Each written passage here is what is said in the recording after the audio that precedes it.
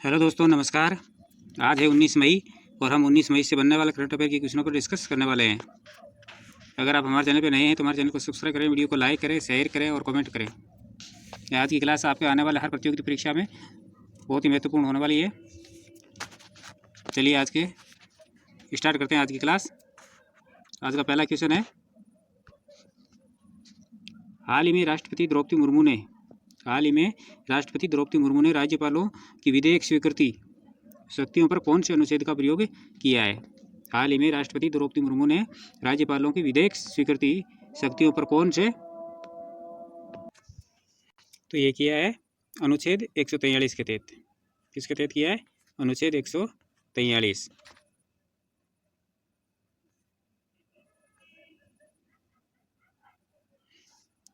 तेरह मई 2025 को राष्ट्रपति द्रौपदी मुर्मू ने भारतीय संविधान के अनुच्छेद 143 के तहत सुप्रीम कोर्ट से सलाह मांगी है और ये सलाह राज्य विधानसभाओं द्वारा पारित विधेयकों पर राज्यपाल और राष्ट्रपति की भूमिका से जुड़े 14 संवैधानिक प्रश्नों पर आधारित है। और ये कदम तमिलनाडु के राज्यपाल द्वारा विधेयक पर निर्णय में देरी को लेकर सुप्रीम कोर्ट द्वारा दिए गए 8 अप्रैल 2025 के फैसले के बाद उठाया गया है। बात करें अनुच्छेद 200 की, तो राज्यपाल के पास विधेयकों पर स्वीकृति, अस्वीकृति या राष्ट्रपति के पास भेजने का विकल्प होता है।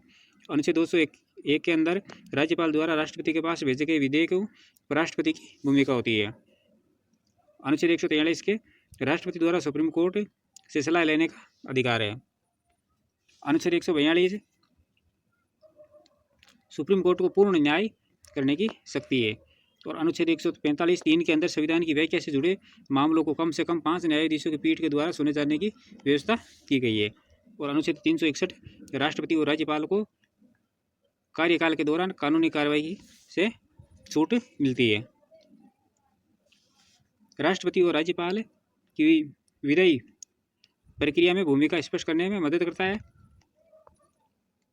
और विधेयक की स्वीकृति को लेकर समयबद्धता तय हो सकती है, जिसे विधेयी जड़ता रोकी जा सकती है। और कार्यपालिका और न्यायपालिका के बीच शक्ति का संतुलन का निर्णय तय करता है और ये फैसला संघीय ढांचे और केंद्र राज्य संबंधों को एक नए सिरे से परिभाषित कर सकता है।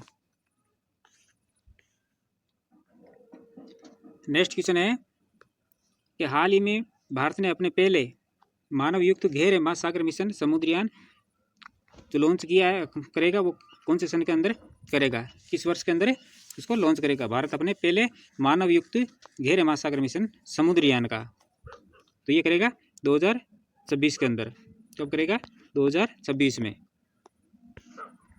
भारत ने अपने पहले मानवयुक्त गहरे समुद्र मिशन समुद्रयान की घोषणा की है, जो 2026 में लॉन्च होने वाला है। और इस मिशन के तहत मत्स्य 6000 नामक स्वदेशी रूप से विकसित पनडुब्बी वाहन का प्रयोग किया जाएगा, जो 6000 मीटर की गहराई तक समुद्र का अन्वेषण करने में सक्षम है। और ये मिशन भारत के नीली अर्थव्यवस्था को बढ़ावा देने और समुद्री संसाधनों के सतत उपयोग के लिए एक बड़ा कदम है। समुद्रयान मिशन के उद्देश्य ये स्वदेशी तकनीक से विकसित एक मानवयुक्त पनडुब्बी का निर्माण और उसका गहरे समुद्र में उपयोग और समुद्र तल से जैविक एवं अजैविक नमूने इकट्ठा करना, जिससे समुद्री जैव विविधता, भूविज्ञान और रसायन विज्ञान पर शोध किया जा सके।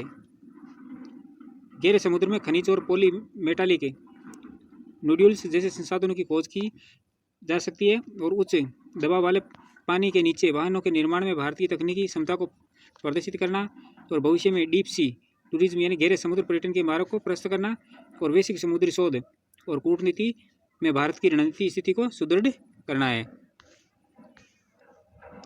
इसकी जो पृष्ठभूमि है, समुद्रयान मिशन डीप ओशन का हिस्सा है, जिसे 2021 में पृथ्वी विज्ञान मंत्रालय द्वारा शुरू किया गया था।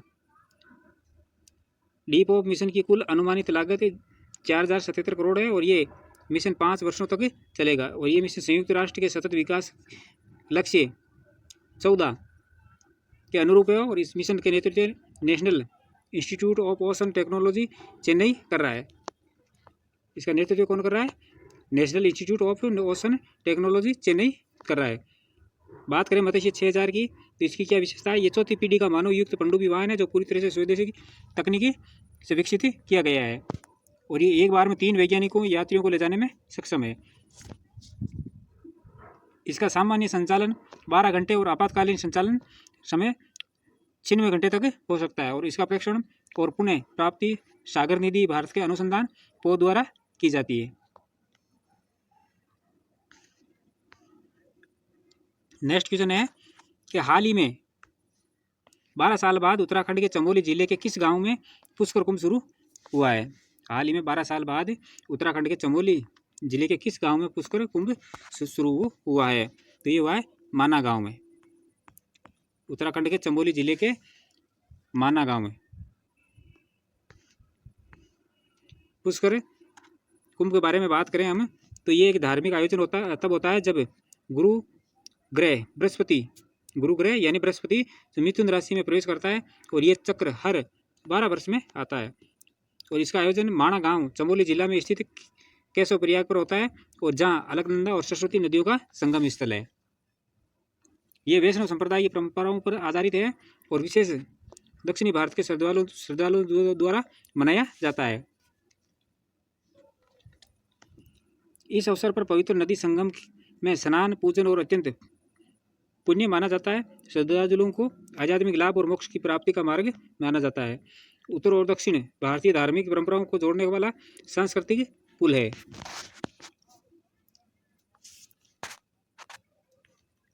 नेक्स्ट क्वेश्चन है, हाल ही में किस देश के याला ग्लेशियर को मृत घोषित किया गया है। हाल ही में किस देश के याला ग्लेशियर को मृत घोषित किया है। तो ये किया है नेपाल के याला ग्लेशियर को मृत घोषित किया गया है। नेपाल के लांगटोंग क्षेत्र में स्थित याला ग्लेशियर को आधिकारिक रूप से मृत घोषित किया गया।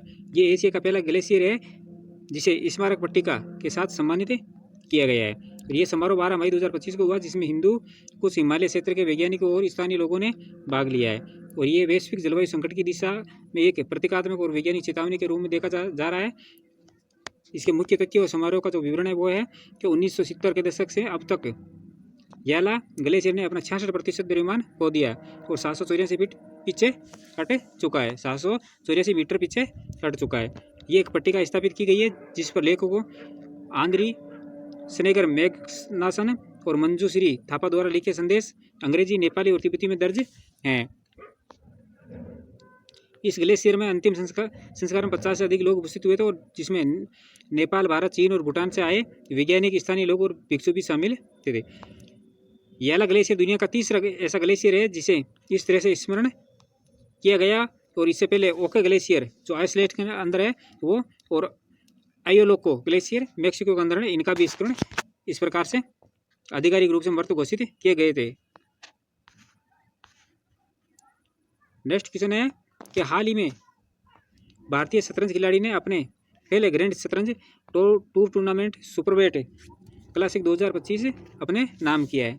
हाल ही में किस भारतीय शतरंज खिलाड़ी ने अपने पहले ग्रैंड शतरंज टूर टूर्नामेंट सुपरवेट क्लासिक 2025 अपने नाम किया है।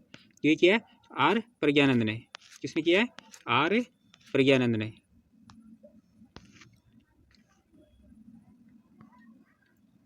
भारतीय शतरंज के महारथी ग्रैंड मास्टर आर प्रज्ञानंद ने रोमानिया के बुकारेस्ट में आयोजित अपने पहले ग्रैंड शतरंज टूर टूर्नामेंट सुपरवेट क्लासिक 2025 जीतकर अपने कैरियर में बड़ी उपलब्धि हासिल की है।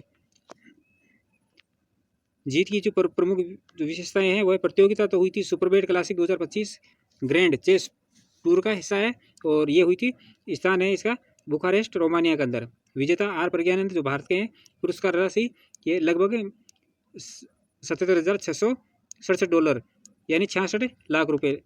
और अंतिम स्कोर क्लासिकल खेलों में प्रज्ञानंद, मैक्सिम वॉचियर और लोगनेव और अली रेजा फिरोजा सभी 5.5 अंकों पर बराबरी पर रहे थे।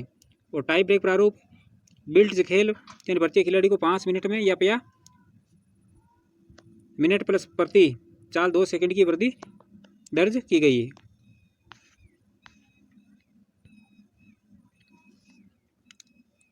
नेक्स्ट क्वेश्चन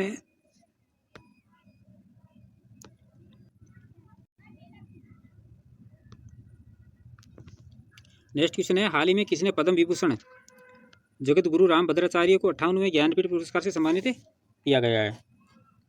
हाल ही में किसने पद्म भूषण जगत गुरु रामभद्राचार्य को 58वें ज्ञानपीठ पुरस्कार से सम्मानित किया है? तो ये किया है राष्ट्रपति द्रौपदी मुर्मू ने। किसने किया है? राष्ट्रपति द्रौपदी मुर्मू ने।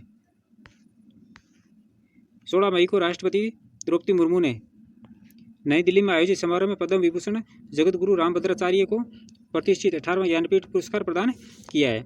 संस्कृत भाषा और साहित्य में अनेक योगदान के लिए जगतगुरु रामभद्राचार्य को 58वां ज्ञानपीठ पुरस्कार मिला है। फरवरी 2024 में स्वामी रामभद्राचार्य और मशहूर उर्दू कवि एवं गीतकार गुलजार को इस पुरस्कार के लिए चुना गया था।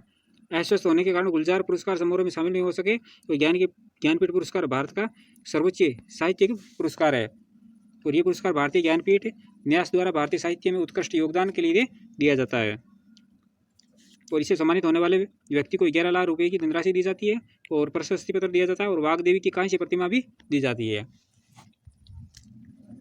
और ये पुरस्कार पहली बार 1965 में मलयालम कवि जी शंकर कुरूप को उनके कविता संग्रह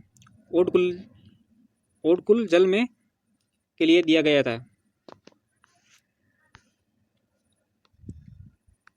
नेक्स्ट क्वेश्चन है, हाल ही में किस क्रिकेट खिलाड़ी के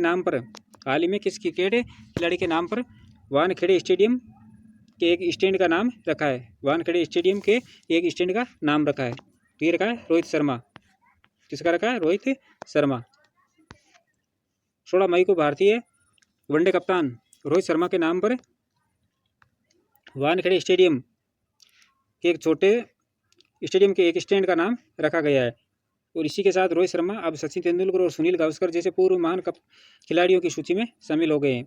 ये लेवल 3 स्टैंड है जो पहले दिवेचा पेविलियन के नाम से जाना जाता था और इसका प्रस्ताव महाराष्ट्र के नेता मिलिंद नार्वेकर ने पेश किया था और जिसे पिछले महीने वार्षिक बैठक में मंजूरी मिली थी। और वहीं ग्रैंड स्टैंड लेवल 3 को अब शरद पवार स्टेडियम के नाम से जाना जाएगा, जबकि लेवल 4 का नाम बदलकर अजीत वाडेकर स्टैंड कर दिया गया है और वानखेड़े स्टेडियम के ऑफिस का नाम अब पूर्व अध्यक्ष अमोल काले की याद में रखा गया है।